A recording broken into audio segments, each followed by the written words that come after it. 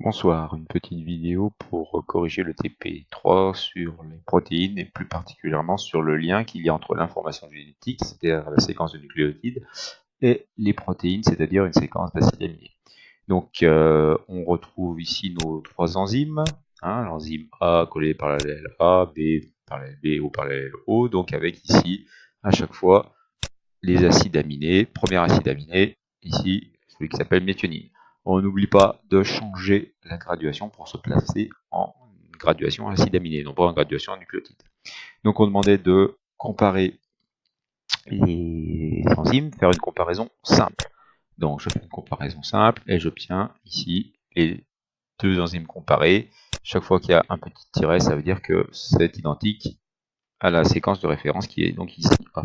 Si je parcours la séquence, je vois qu'il y a 1, 2, 3 et 4 différences. 4 acides aminés. On va rester sur le premier.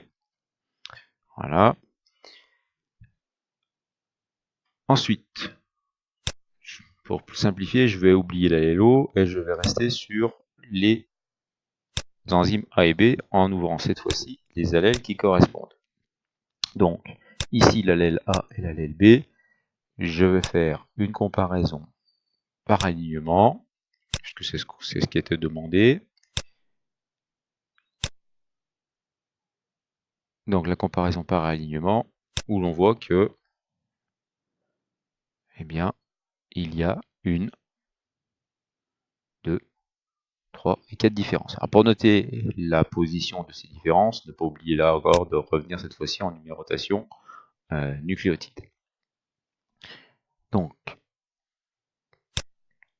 4 nucléotides différents, 4 acides aminés différents.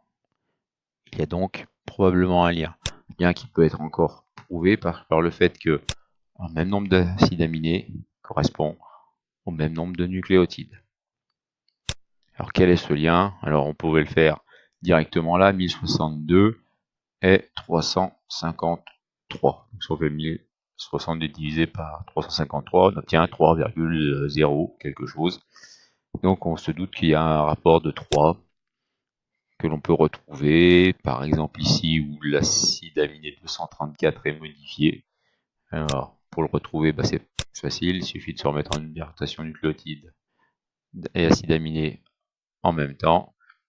Voilà, hop, tchouk, je repasse. Et donc je vois que le 700e nucléotide est 234 multiplié par 3.